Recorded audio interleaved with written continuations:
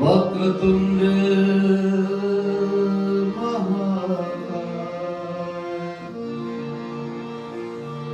सूर्यकोटि समप्रभ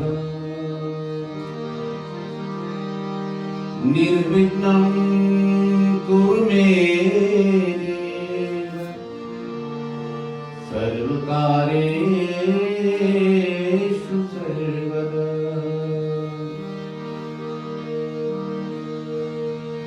वीणाधरे विपुलमङ्गलगानशीले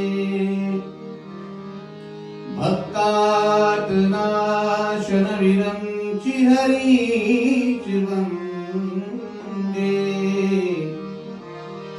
कीर्तिप्रदे अखिलमनोरथदे माहे विद्याप्रदायिनी सरस्वती नमामि नित्यम्।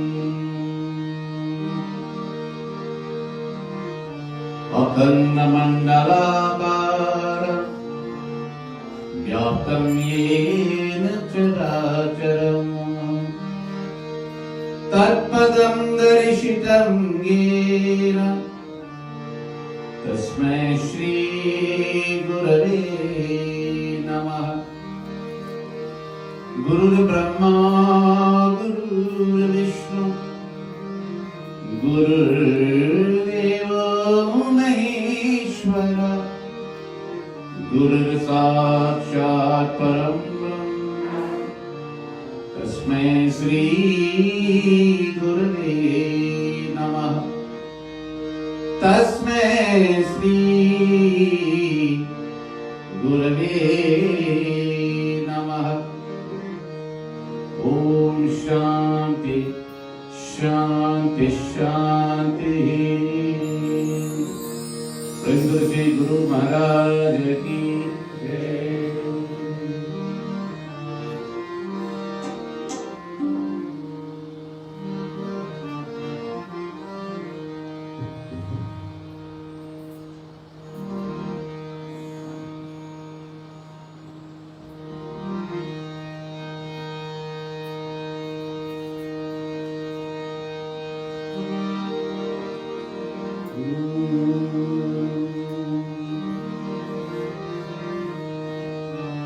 बिन गुरु ज्ञान कहाँ से पाऊं,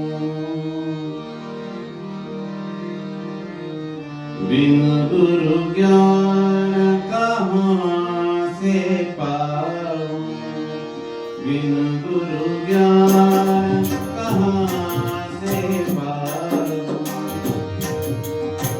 गुरु चरणों में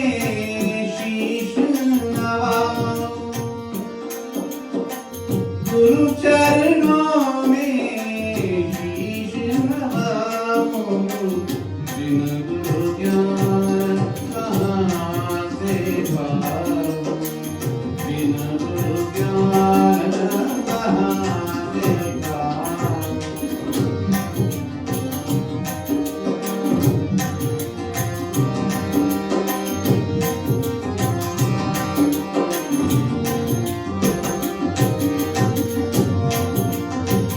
गुरु ब्रह्मा गुरु विष्णुदेव है, गुरु ब्रह्मा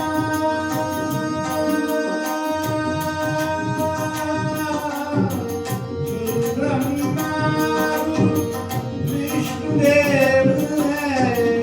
आदि अनंत सत्यमेव है, आदि अनंत सत्यमेव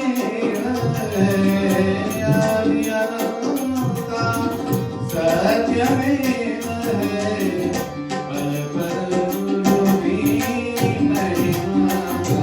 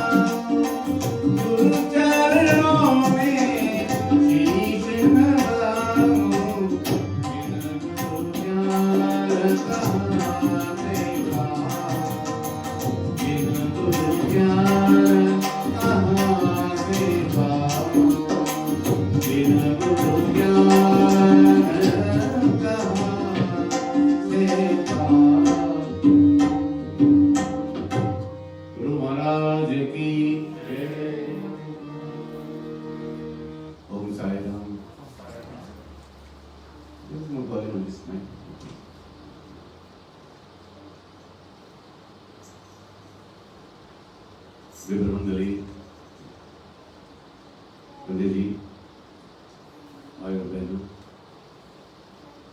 सबसे पहले मैं भगवान की शरण कमलों को नमस्कार करता हूँ। भगवान को धन्यवाद देना चाहता हूँ कि इस महान मौका फिर मिले कि हम लोग अपने अपने घर को छोड़कर यहाँ पर पहुँच गए इस पवित्र मंदिर में, और इसलिए मैं आप लोगों को स्वागत करती हूँ इस सत्संग को, और आशा है कि इस महान संदेश महान शास्त्रों से इस अंधकार इत्यादि दूर हो जाएंगे, हम ज्ञान वैराग्य प्रेम भक्ति से मिलेंगे। पंडित विश्व जी, the executive of this mandir, brothers and sisters, indeed it is a great pleasure for me to be here again this year amongst all the wonderful devotees of this New Germany Sai Center. It's always a blessing, a privilege to come here and be in satsang with everyone. It's the feeling, the energy in this mandir is indeed incredible. So it always leaves a desire to return to be with you and consecutive satsangs. So we want to welcome all of you here this evening. Let the comforts of your home, the children join us for these few moments of inspiration. The message taken from our scriptures, which is short, will benefit all of us in more ways than one in our pursuit of our goals in life. Before I continue, we have our Nisha Benji, who is with us, and she will give her presence and we'll proceed.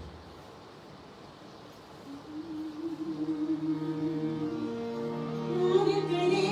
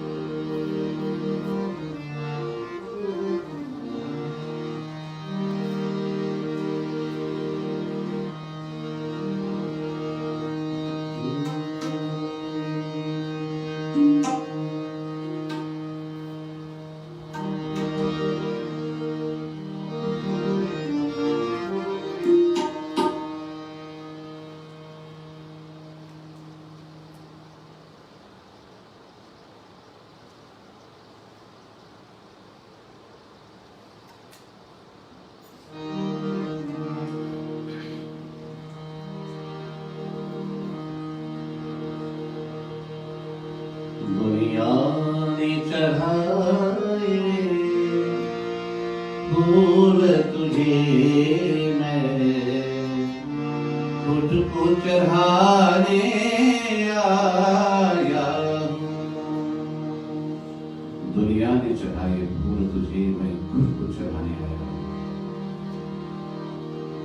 Lord, the world offers flowers to you.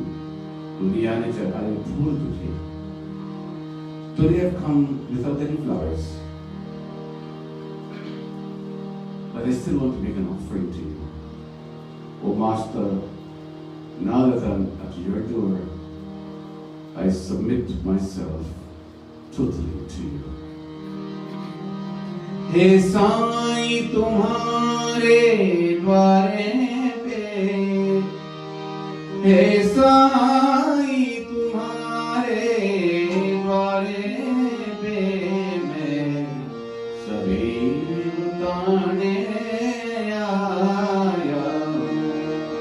दुनिया ने चढ़ाए फूल तुझे मैं खुद को चढ़ाने आया हूँ। दुनिया ने चढ़ाए फूल तुझे मैं खुद को चढ़ाने आया हूँ।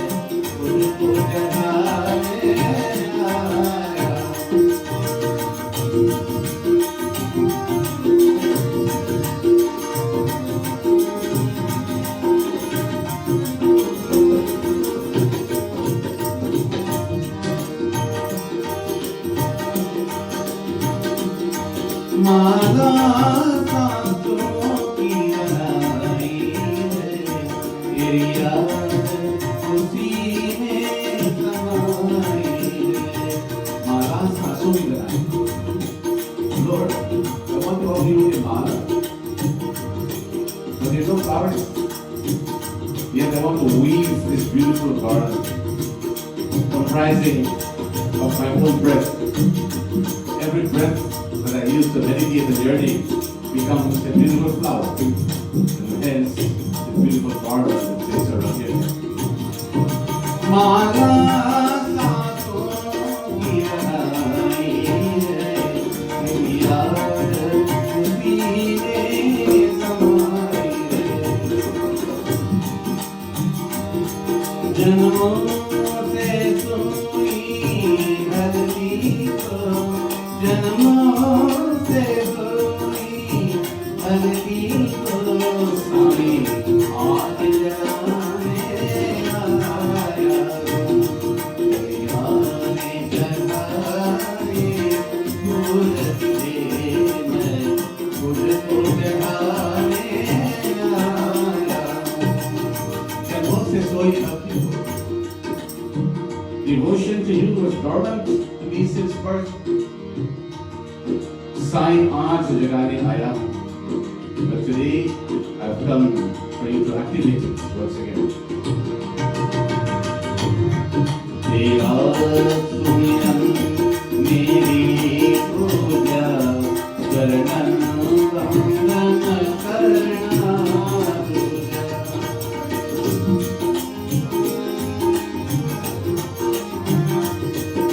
बिना मेरी पूजा. Remembering you alone is my puja, O Master. Bowing to you is secondary. चरणन बंदन करना पूजा.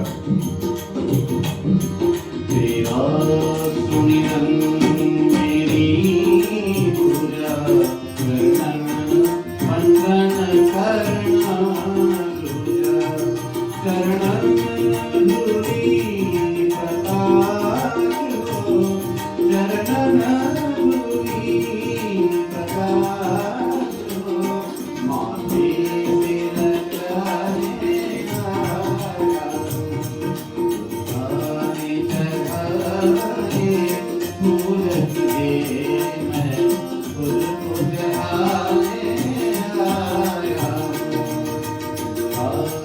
चढ़ाए फूल तुझे मैं फूल चढ़ाने आया.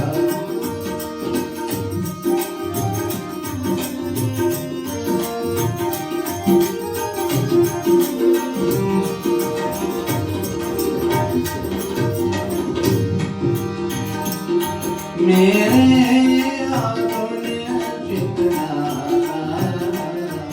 मेरी श्रद्धा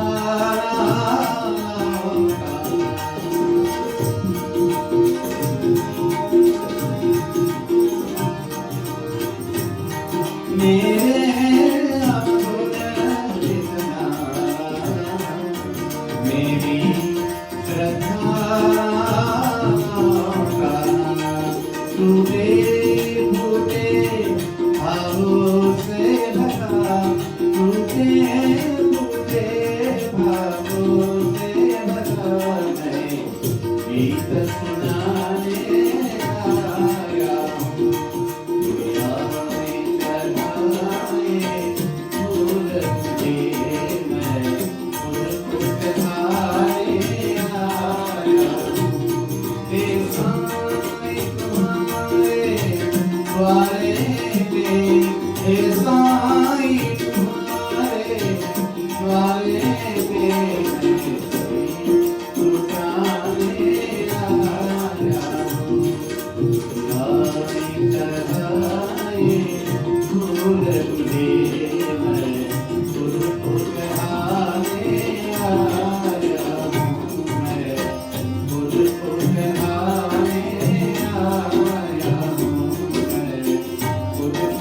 चढ़ाने आया हूँ.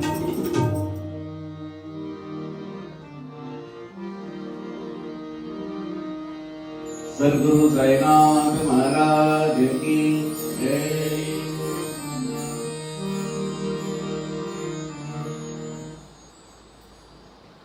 My dear brothers and sisters,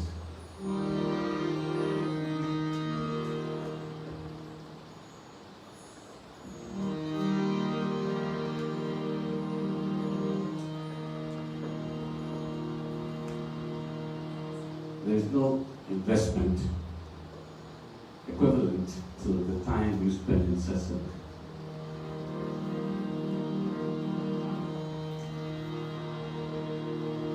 There are so many chaupais in the Ramayana, so many verses in the Bhagavad Gita, scriptures of Sanatana Dharma that glorify the virtue of Satsang. Bilu satsang vivekana hoi ram kripa bilu sulabhan suri. The fellowship of the wise, fellowship the noble, is indeed conducive to upliftment, spiritual upliftment. But says Tulsi Das Ji, Ram kripa bilu sulabhan suri. Unless one is truly blessed by the Lord, such fellowship is not at all possible. In the wake of the pandemic that has besieged the world for the past couple of years, we commend all of you devotees who have braved these challenges and still continue to pursue the path of satsang week after week, where we send a clarion call and a very poignant message across the world that indeed faith in God conquers all the negatives and conquers the vicissitudes that life presents to us from time to time. History tells us that when Mother Earth was afflicted by sorrow, whether by disease or by oppression from demons and tyrants who roamed the earth at the time, the saints and sages never gave up, but they all gathered together to pray harder for divine intervention until the Lord did intervene and, of course, relieve them of their sorrows.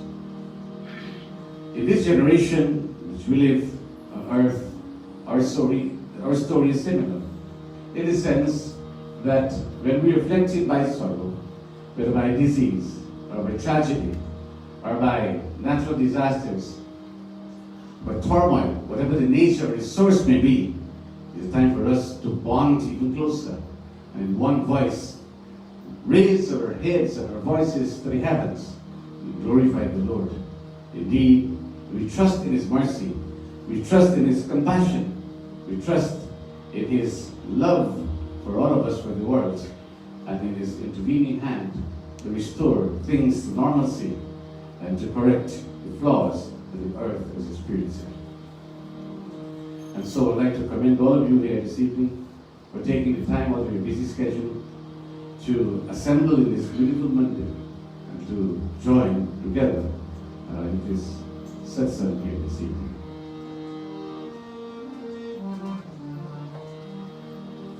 So tonight's discussion will be entitled The Four Objectives of Human Existence. First of all, Bhagwan Sri Ram came to the world, and he came to leave some very important messages for all of us. One of the most important lessons that he leaves is contained in one of the most popular chaupas of the Uttarakhand of Sri Ram Charitamanas. Those from Tulsidas Chiraj.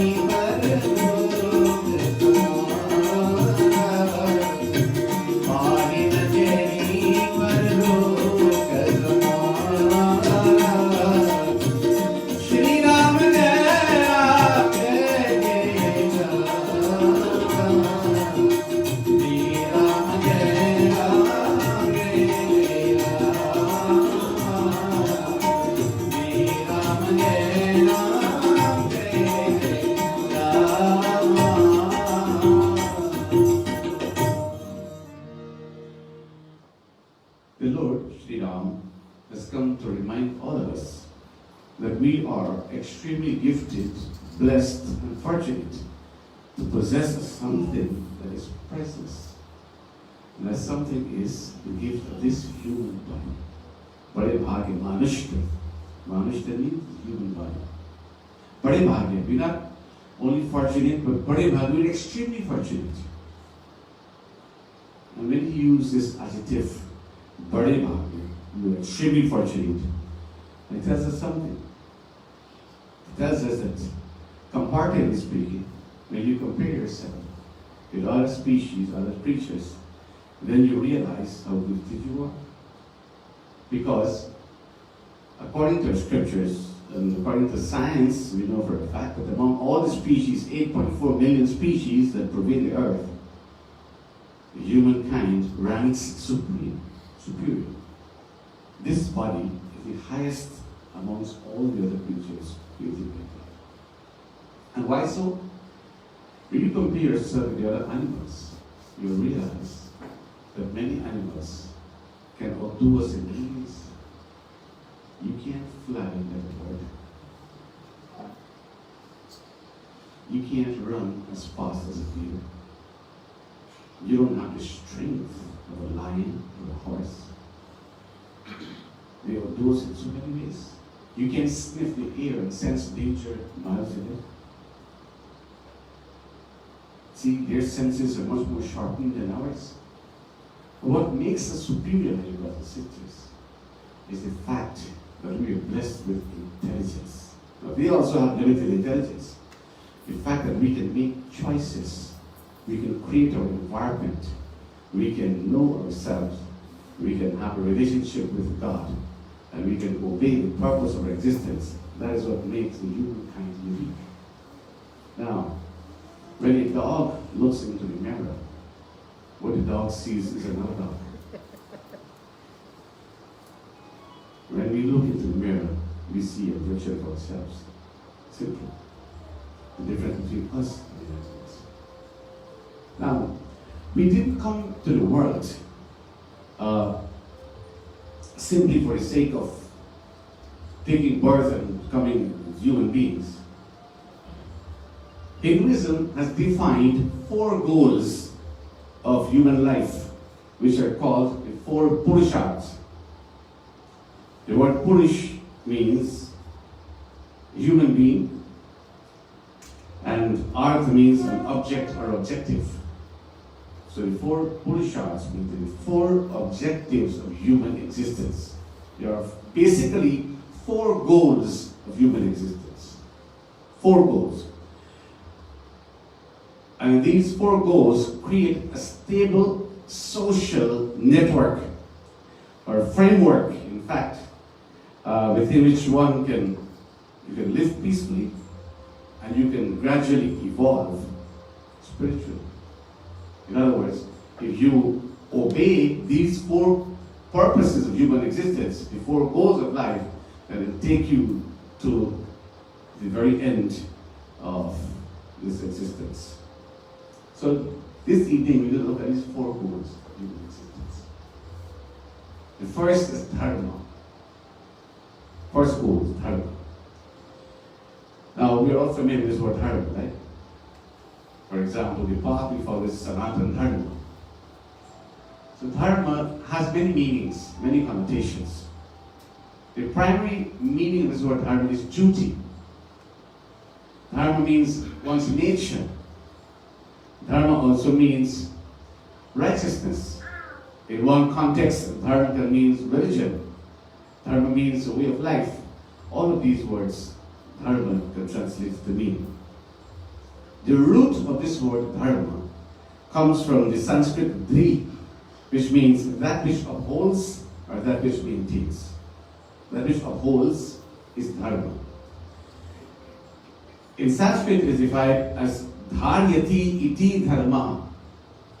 Dharyati iti dharma, which means that not only that which is supported is dharma, but that which also supports is dharma. So for example, dharma is the edifice, the structure, and dharma is the foundation also. of destruction. That is what dharma is about. That which is sustained and that which sustains. Dharma. That is the first goal of human existence. These dharmic actions of the individual are based on four virtues. These virtues are called Satya, Ahimsa, truth, non-violence, morality, and ethics. Dharma is based on these four pillars: truth, non-violence, morality, and ethics. That is what this dharma is. That was supposed to happen. Now, in the Bhagavad Gita, for example, the first word of the Bhagavad Gita is dharma. Dharma chetre kurukshetre samveta yatsava mam kapan raschaiva kim kurvat sanjay. And the last word of the Bhagavad Gita is mama. Mama means mine. So the first word is dharma, the last word is mine. This entire Gita is about my dharma, my duty. And Bhagavan Krishna spent the entire Bhagavad Gita teaching Arjuna about the importance of executing his duty. I want to remind all of us also that we have a dharma to follow. The path that we follow is called Sanatana Dharma, the eternal way of life. It translates to. Now, Sanatana Dharma, that's a whole topic by itself. Because Sanatana Dharma does not have any founder. It is not named after any individual.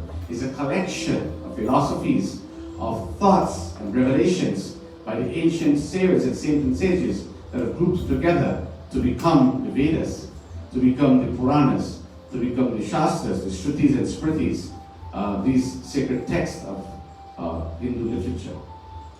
So, Sanatana Dharma does not translate to mean Hinduism.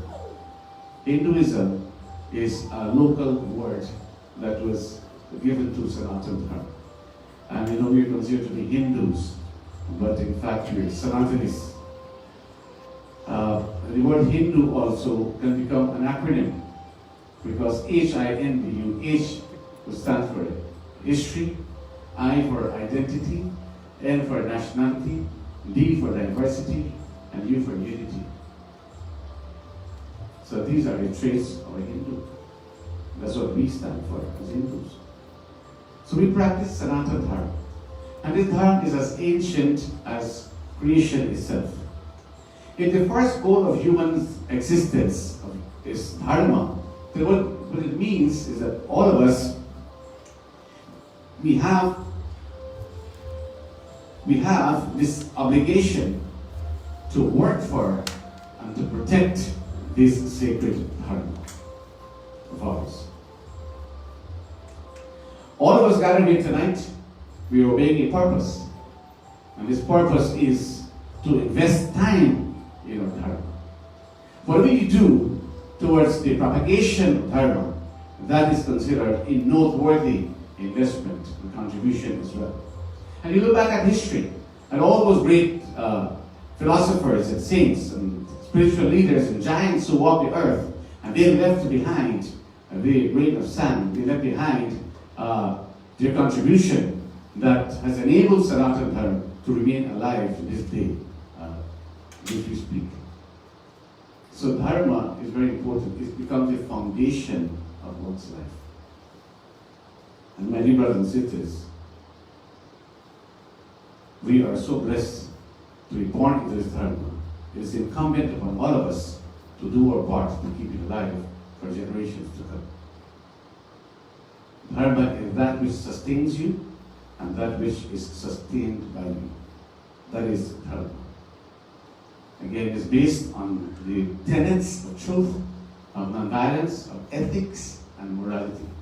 This is what Dharma is about. The Ramayana also describes Dharma in many forms. For example, there is one chaupai that says, Dharma Naidoo Sarasatya Sabana, Agama Nigama Puran Vakam. There is no Dharma like Satya, the truth. So says all the Puranas and the Vedas. Again, Parahita says that Dharma Nibhai, there is no Dharma like Parahita, which is benevolence or altruism, where one takes pain, endures pain to rid others of their pains. That's another form of dharma as well.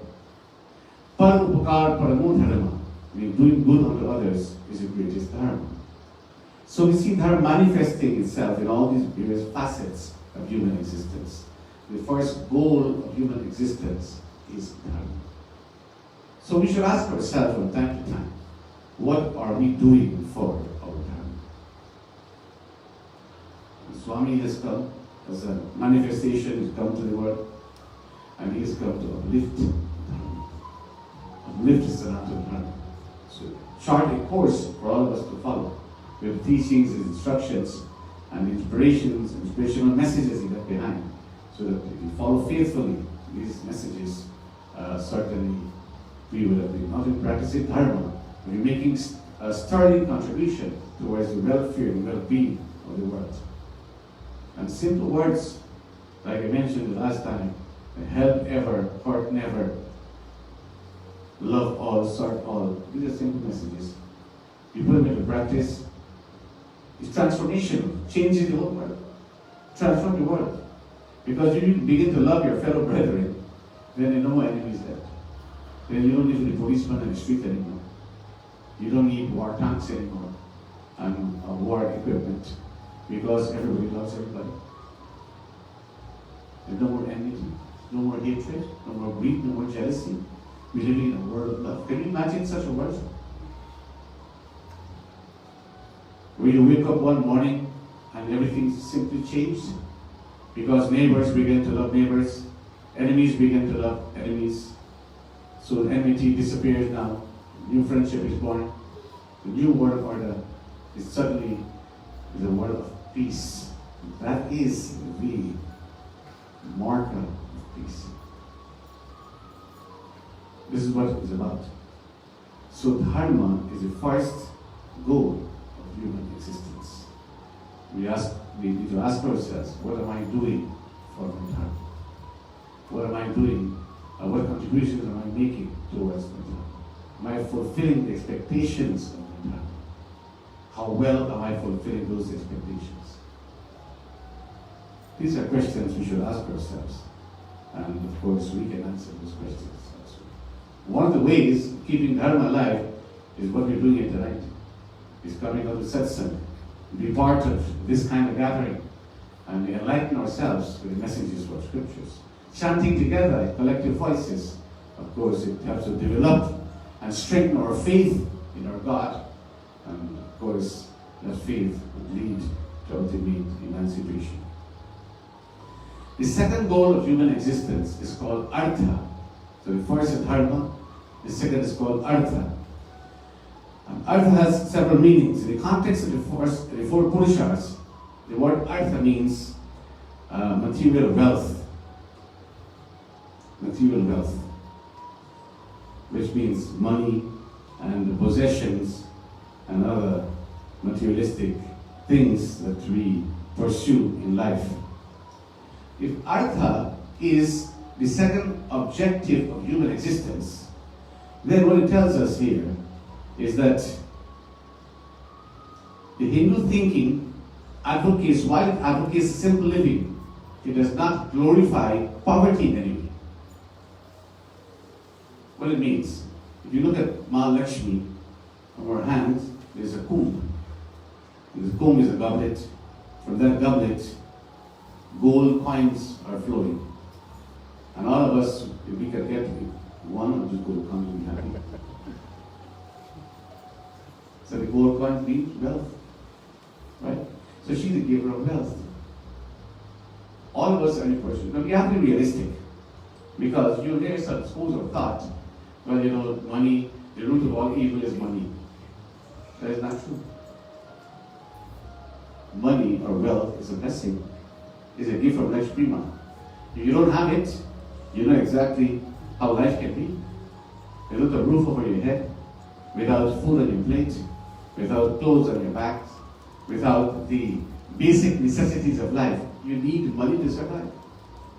You need wealth to survive. You need possessions to survive. We cannot live like nomad lives whereby there's no access to wealth or to material possessions. So the second goal of human existence is Artha, the accumulation of wealth. All of us have the right to accumulate wealth and to uplift ourselves financially, materially. There's a very beautiful song that says, "Dhui se sari se siko uche manzil jana." Take a lesson from the smoke that always rises. The smoke always rises. So too we shall strive for greater heights in life. You have your child. The child goes to school. The child needs to be educated so the child can rise up year after year. And when he finishes his studies, then he gets a job. And after he gets a job, he earns wealth to improve himself or herself financially. And all of us, whatever job you may do, whatever work, profession you may have, whatever career you may have, it's all about earning something. Whether you're a businessman, or whether you're a clerk, or whether you're a teacher, whether you're a laborer, whatever the nature of your job is about earning, to procure wealth, so or money, it may be, so that you can take care of your expenses. So that Artha is important. Now, what is bad is greed for wealth and the attachment to wealth. Then things become complicated. That is what is the source of evil, not the wealth. The greed for wealth.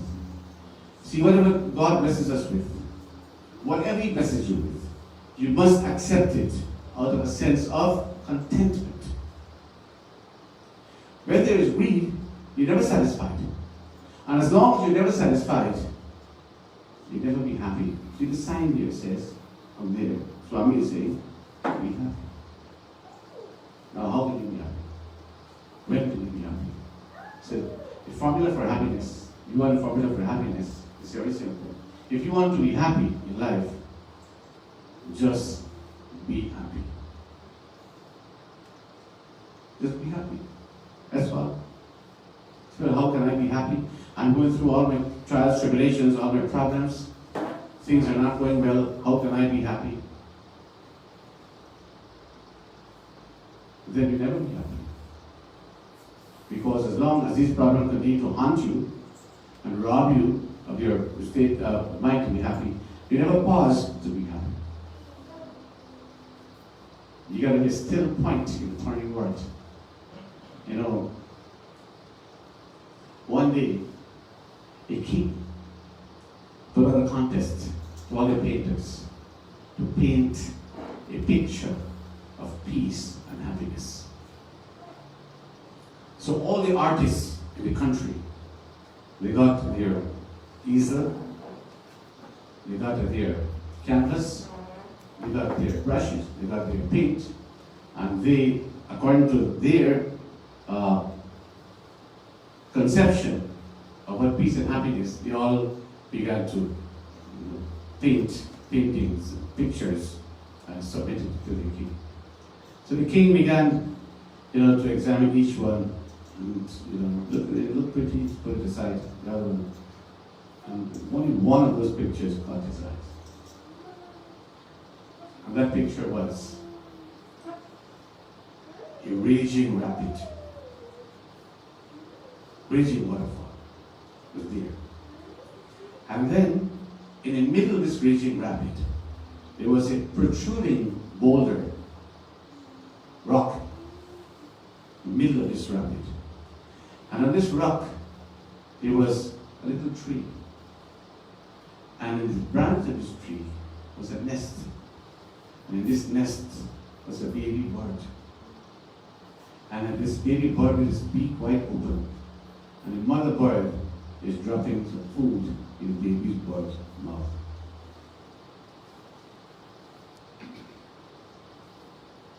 Now, that picture there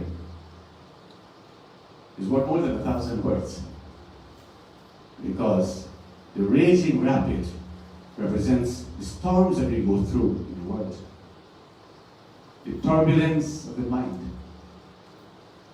And that boulder there protruding boulder, in the midst of that raging rapid, is stillness and quietness that we should find amongst these trials that we experience.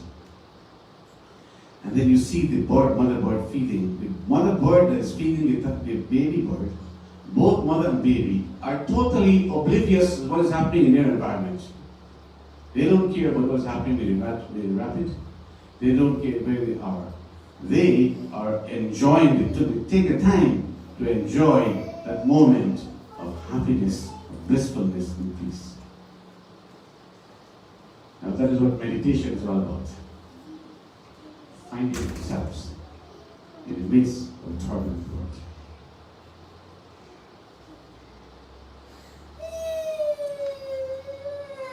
So contentment is the key. If a person has $1 million and the other person has $1, and the one who has 1 million, because he's greedy, he wants more. So in that process of want and want and want and greed, and when greed begins to multiply, then there's no room at all for happiness. You can't be happy. It robs you, takes away that. So Artha, as a second objective of human existence, tells us that wealth should be handled very cautiously. When God blesses you with things, then you should not hoard these things, but you should share the blessings also with others.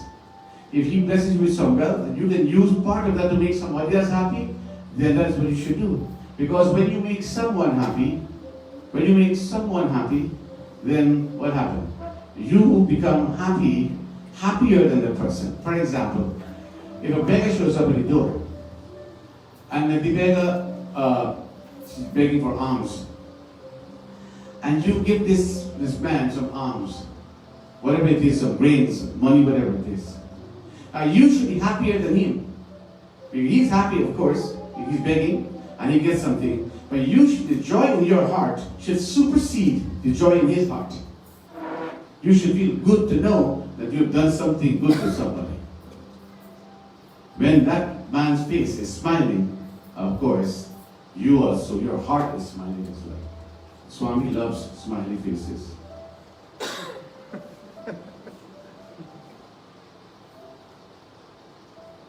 That is how it works. So wealth must be managed. See, dharma is the first Purusha, and the second is wealth. It means that wealth should be earned, first of all, according to dharmic principles. Means that wealth that is earned dishonestly, not honestly but dishonestly, is not a blessing but rather a curse. If you're going to rob someone for the sake of enriching yourself, now that wealth that you got there is not sanctioned, it's not blessed. Out of your own hard work and honest work, according to dharma, so wealth must be earned. Artha must be earned according to dharma. And when you earn it, you must not be the element of greed attached to it. Whatever God blesses you with, you're happy, you're contented. And you can accumulate, you can share, you give it to others as well. So the greed must be absent. And number two, attachment must be absent as well. When you attach yourself to that wealth, you become a miser.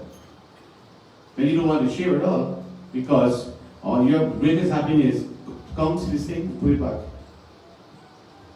The joy of counting it and put it back. That's what attachment is. Then once you're attached to that wealth, eventually one you're going to part with it. You can't take it with you.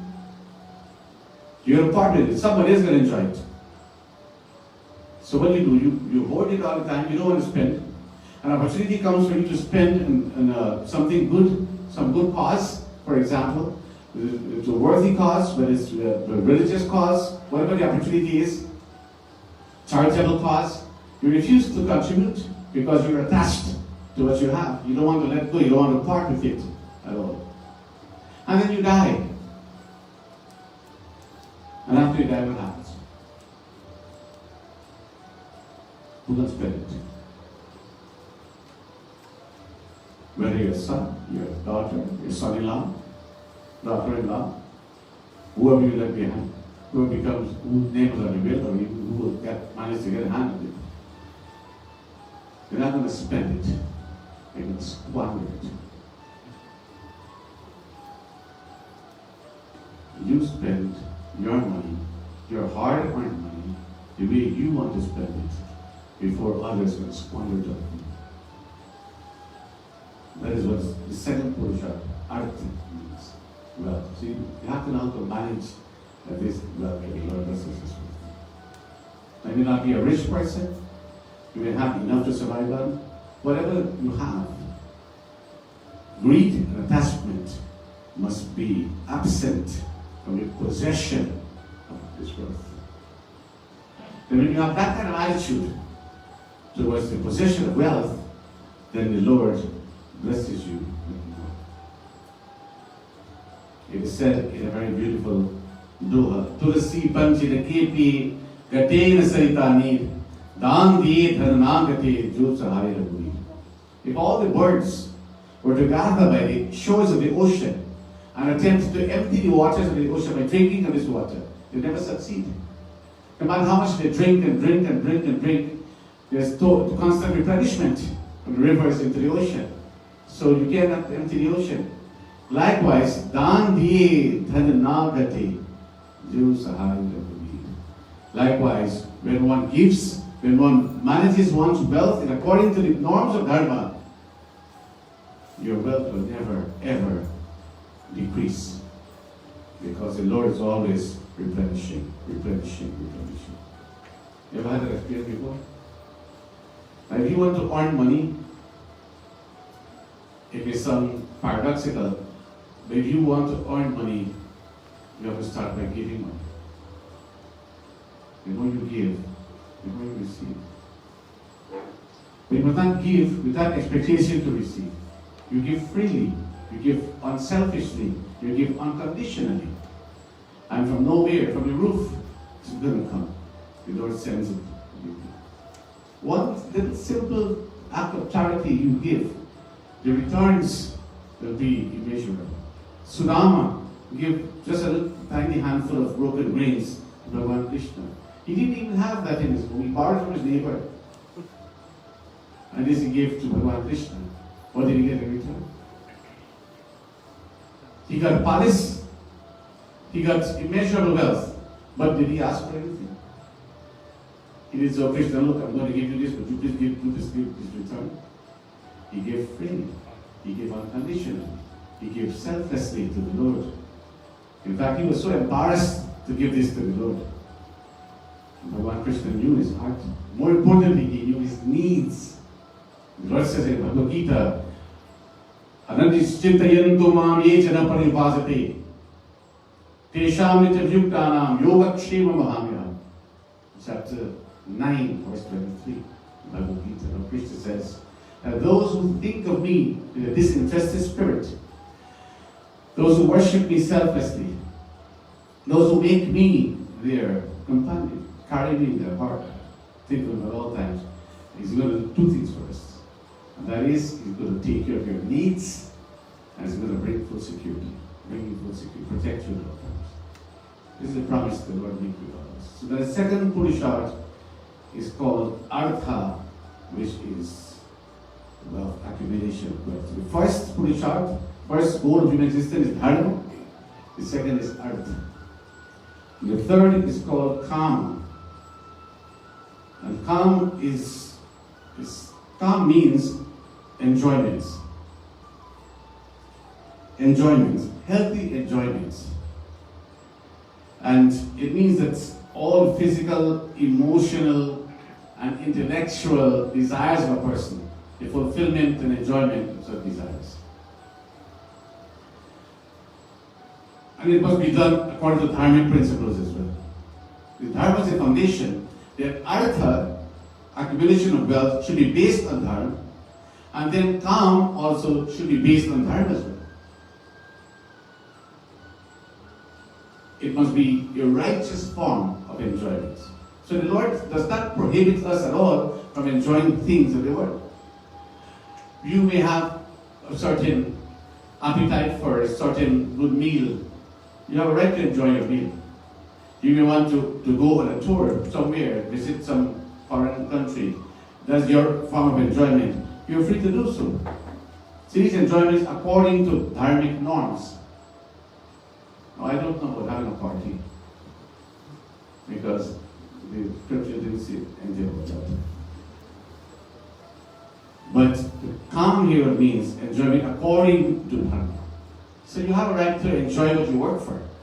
If you work very hard and you other things, you have a right to enjoy. There's some people who choose not to enjoy. Now, there's one guy, one friend of mine from Florida, and he and I would have some conversation. So he said, I said, when last we went on vacation? So he says, I don't believe in vacations. I said, why? He said, you know what money you got to spend on a vacation? Those people who are rich, you make them richer. Because if you go on a cruise, for example, you're talking thousands of dollars on a cruise. If you go in a foreign country, when you got to pay the ticket, you got the fare, your hotel accommodations, transportation, all these things, they add up a lot of money. I mean, he said, I think it's a waste of money. I said, so how do you enjoy your life? What do you do for enjoyment? He says, my enjoyment is my work. I work hard, and I take pride in my work, and I enjoy my work. I said, there's no type of recreation, nothing? No, my recreation is my job. And, he never liked to spend. That's all I need. He was always worried about, concerned about spending excessive amount of money on their vacation. He thought it was a waste of money. Anyways, so he decided not to build a house. And the savings that he had, he built a beautiful home. And this beautiful home, I was going to move into this home with his wife and his 2 kids. And one day I got a call. I was in Florida at the time. We were back in New York. And I got a call that he was not doing well, he was sick. And I went to the house that he just built. He just moved into. And I saw him very sick. And I did a prayer for him. And 4 days after, he passed on. He was diagnosed with stage 4 cancer. So his entire life, he tried to work and save, no form of enjoyment, no form of entertainment, nothing, and moved into his house. From the time he moved in the house, the next day he was diagnosed with this disease. And all he lived in there for, you can't say he lived because he didn't get to enjoy the house even after. So then he, probably like 3 or 4 weeks, he was accused. Now these are people, who didn't know how to live life. And that speaks for a lot of people too. Because we don't know how to manage our lives. One extreme to the next extreme. So you have to live a balanced life. See what Sanatana Dharma teaches, you live a balanced life. Balanced life simply means not excessive of anything, but you live life in moderation. And when Krishna says so in Bhagavad Gita, that this a good happy life is not for one who eats too much or who eats too little, or one who sleeps too much or one who sleeps too little. And you have a third one, or one who works too much or works too little. You have to find that balance, live your life in moderation. Now what happens? We cannot hold on to youth, we cannot hold on to good health for the entire life. Sadly, as you age, you see sickness comes in, problems come. The organs get weaker. You can develop heart disease, high blood pressure, diabetes, and then terminal disease like cancer and all these other things. Then you find, when you look back at life, that what really have I done with the time the Lord has blessed me. I came into the world, the Lord gave me an opportunity to live. What did I do with life? Now coming to satsang is a form of spiritual enjoyment. This is enjoyment, it's a healthy enjoyment. When you chant bhajans and this devotion steams up in your heart, now there is no feeling like that. That's a high you get, which can last you for a very long time. All this healthy enjoyment. So you have to find that balance in your life. It was based on dharmic principles. That is a third goal of human existence. It is called calm or enjoyment. So the first is dharma. The second is artha, wealth. The third is calm and enjoyment. And the fourth is called moksha, or final liberation. So what it tells us here is that dharma should be the foundation. So true dharma, artha and calm, all three of these should lead you to the fourth one, which is moksha, or liberation. Now all of us have to die one day. There's no secret. We all have to leave the world. When we don't leave the world, not everybody will leave when we get old. Unfortunately, this COVID has killed a lot of people. The young people also died from it. In America, almost 1 million people died from COVID. And almost half of those 1 million were young people, were healthy people. When the COVID first broke out, they didn't know how to handle it. Ventilators weren't available, many of them. Doctors had to choose which 5 patients with COVID, which one, they only had 1 ventilator. They had to decide which one of the 5 to give. They knew the other 4 were going to die. Horrible story, tragic stories of this COVID. So, in life of old age is never guaranteed. You don't know. Things happen. You don't have to be sick to die. You don't have to be old to die. You'll have to leave the world one day. When that time comes, you should have prepared yourself for this final goal, which is moksha, or liberation. Liberation simply means a release from bondage, a release from the repetitive cycles of birth and death. It means that the purpose of human birth will have been fulfilled. And when you leave now, there is no regrets, regardless of what age you live. Because you've come to the world, you've performed your dharma, your duty well, you've followed the rules, you've done all that is expected of you to the best of your knowledge and ability, and so you leave the world a blessed person, a happy person. There's a very beautiful doha from Kavitas. It says, Kabira jab hum paida hui, jag hase aur hum ro. Aisi karke kar chalo, hum hase aur jag. When a child comes into the world, the child enters crying. If the child doesn't cry, they make the child cry. Because that cry is a sign of life. So while the child enters crying, everybody is rejoicing. Everybody is happy. They're laughing. They're very delighted that child is born in the birth of a new child. But the child is crying. Then comes a time when we leave the world. While the world cries, we should leave smiling faces. And that smile tells the whole story. It tells the smile of satisfaction. The Lord has sent you into the world. You didn't at all lose precious moments. You didn't squander the opportunity. But you did your duty well. A smile simply means that you know exactly where you're going. You're anticipating you're going to be with the Lord. You're going to be with the Lord. Please don't cry for me. I'm going to go. You're going to be with me. You're happy. You get a chance to live. You get a chance to serve. You didn't falter or fail in your duties.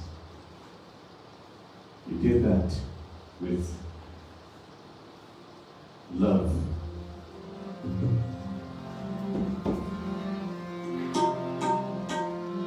And with a sense of fulfillment. And these are the 4 goals of human existence: dharma, Artha, calm, moksha.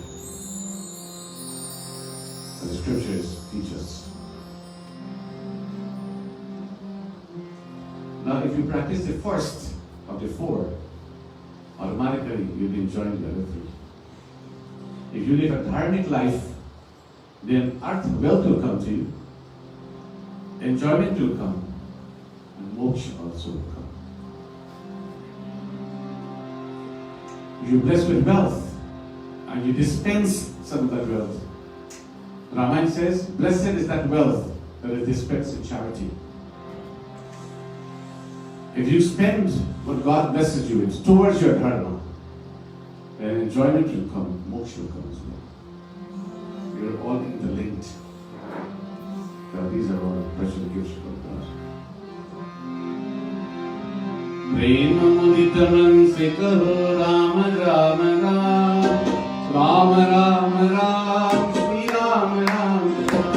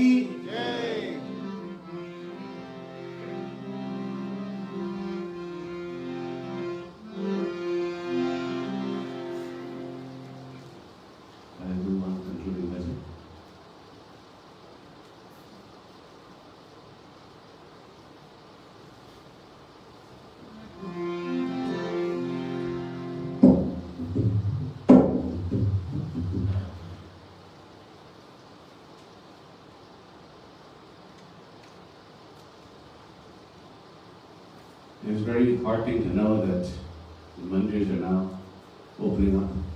Most of the mandirs are really open.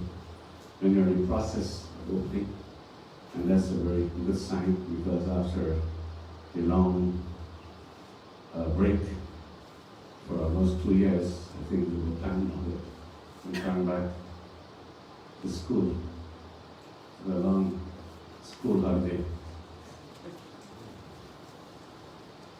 Sometimes when holiday is too long, you want to go back to school.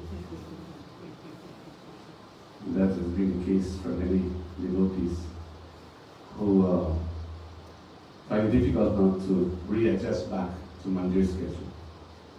But that's not the case with this, because all of you here has always been coming to this mandir, we have to make this Satsang. But in New York, for example, see, when after this lockdown happened, what happened was, people started to take to this social media, like streaming, and Zoom and so on, Zoom meeting. So the parties also, they got very popular because they don't have to go to the mandirs anymore. So from the home, they do live stream, they can do the puja from their home, and everything on Zoom.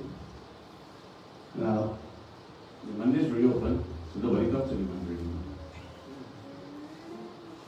What they want, somebody to come to the mandir, they're going to be doing it. And you live stream, so they come to the homes now, they look at the live stream. So if they come to the mandir going to them.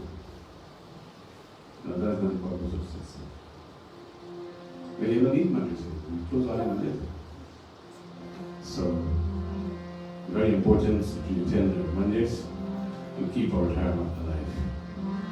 वो फूल अब तक चुन पाया, जो फूल चढ़ाने हैं तुझ पर, मैं तेरा द्वार न ढूंढ सका साईं, भटक रहा हूँ डगर डगर, वो फूल अब तक चुन पाया, जो फूल चढ़ाने हैं तुझ पर, मैं तेरा द्वार न ढूंढ सका साईं, भटक रहा हूँ डगर डगर, वो फूल अब तक चुन पाया, जो फूल चढ़ाने हैं तुझ पर।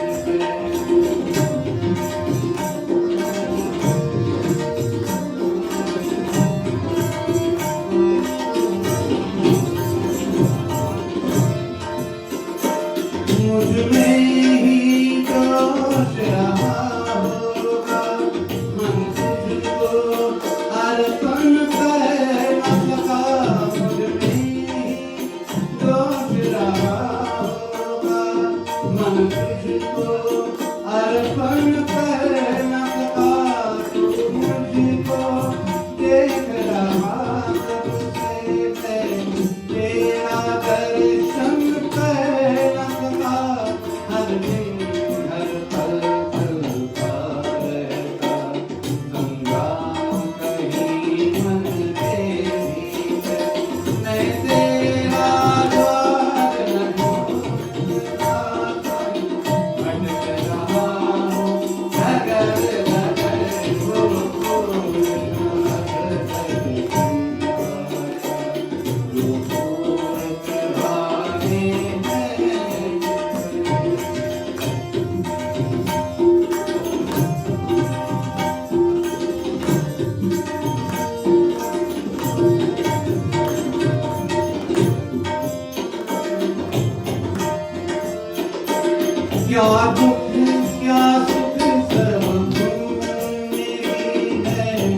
उलझा हूँ इन बातों में, दिल खोया सानी सोने में, सुला है बेसुध रातों में, सब जानिया है तेरा टकराया सबसे जब संग, मैं तेरा द्वार न ढूंढता भटक रहा हूँ, कदर कदर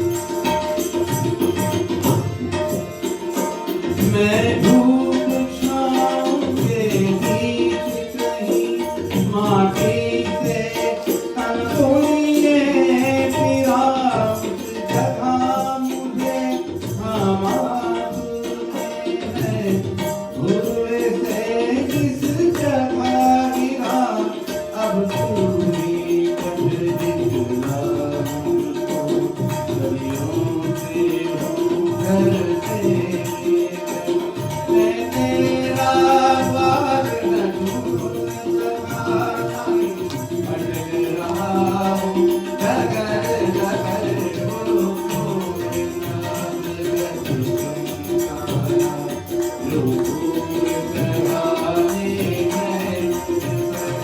मैं तेरा द्वार न ढूंढ सका, भटक रहा हूँ डगर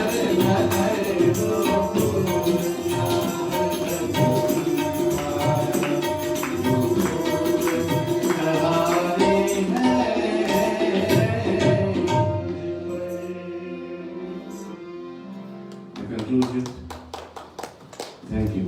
In conclusion, we want to recognize the great work that Jai Shri Ram organization is doing for promoting Sanatana Dharma in this community here in South Africa and beyond.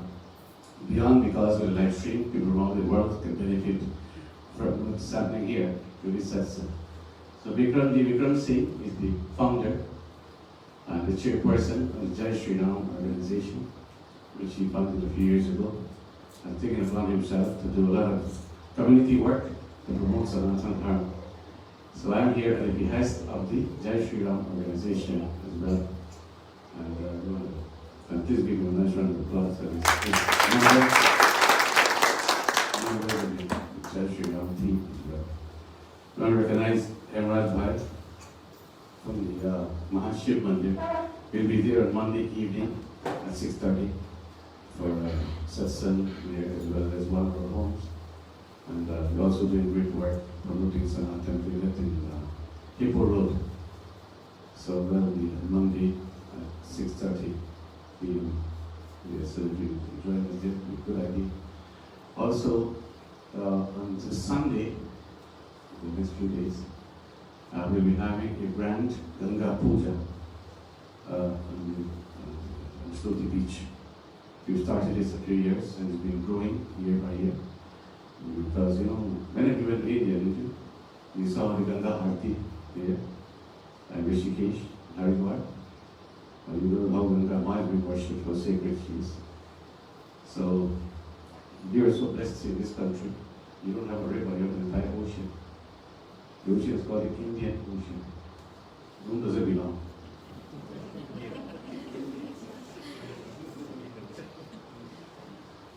It's not African Ocean. It's an Indian Ocean. So you have the Indian Ocean.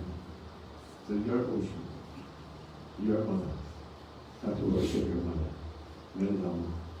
So we're doing the Ganga Puja on Sunday, this Sunday at 7 a.m. sharp on the Sloti Beach. So please, you can bring your prasada and your power. You offer your offerings, Panditji, Pandit Mishraji. We will be there as well, myself, and the Pandits. So we will accommodate all the devotees. We will have a sermon also, Prabhu said, the gold wheels of the Dharma. So it's very exciting Sunday morning. The weather will be great. So please join us there together. In the evening, we'll be at Peter Marisburg for the Aryan Hall. So you find time to leave here, not too far away. You can join us at 4 p.m. sharp. It'll be Sunday evening. Next Tuesday, we'll be at Harinagar, the Sri Ram Mandir. And Wednesday will be in Greater. Tomorrow evening will be in Parkview Mandir in Phoenix. I'm doing the ground job. Making all these announcements. So tomorrow evening, Parkview at 6:30 p.m. There's a very beautiful mandir in Phoenix. Parkview, we've been there a few times.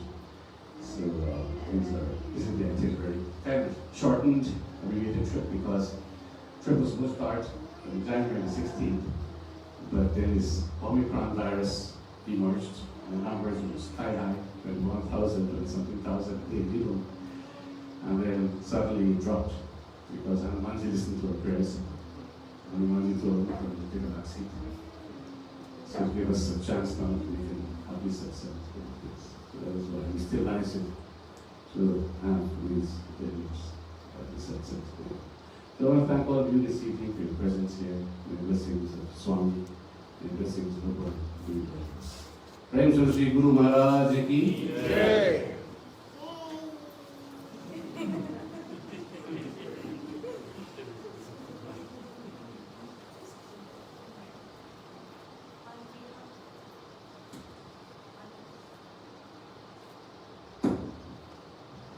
On behalf of the New Germany Center, I'd like to take this opportunity to thank Pundit, Chunelall, Narine, and his team for such an amazing bhajan and discourse.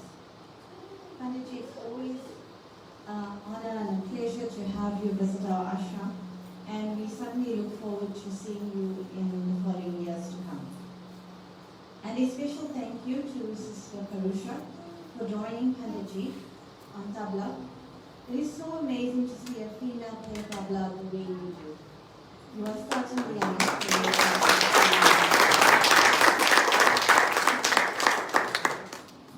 Devotees, our announcements for today on behalf of the New Germany Science Center. Our adult class is this Saturday, the 19th, from 3 to 5 p.m. Everyone is welcome to attend. This month's Seva takes place on the 27th in the Canelands area. We're going to meet at ashram at 8 a.m. to start preparing the meals.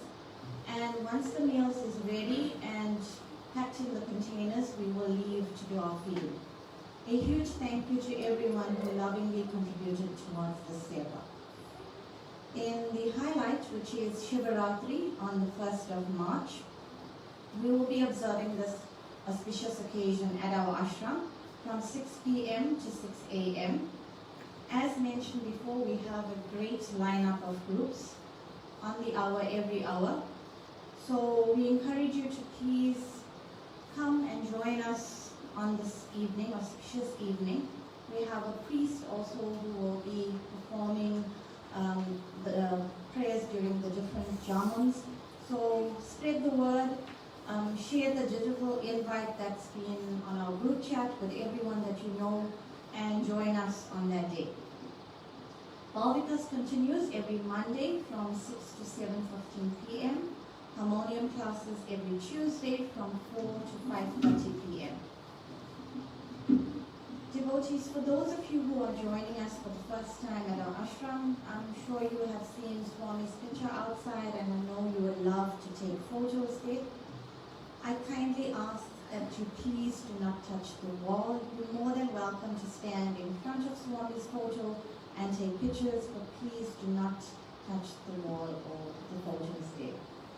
Your kindness and cooperation in this matter is greatly appreciated. Thank you once again for joining us. Supper will be served outside, and I'm sure you know with COVID, we don't want to become too complacent. Please, I kindly ask you to allow us the opportunity to serve you. We don't want everybody, for your safety, touching the spoons and all of that. So we respectfully ask you to please allow us to serve you today. I'm sure at home you're always serving everybody else. This time we must have an opportunity to serve you. To end our thought for the day, the best way to find yourself is to lose yourself in service to others. Jai Sai Ram, and please can you rise for Artha? Sorry, before we rise for Artha, we have a small token of appreciation for Pundit ji.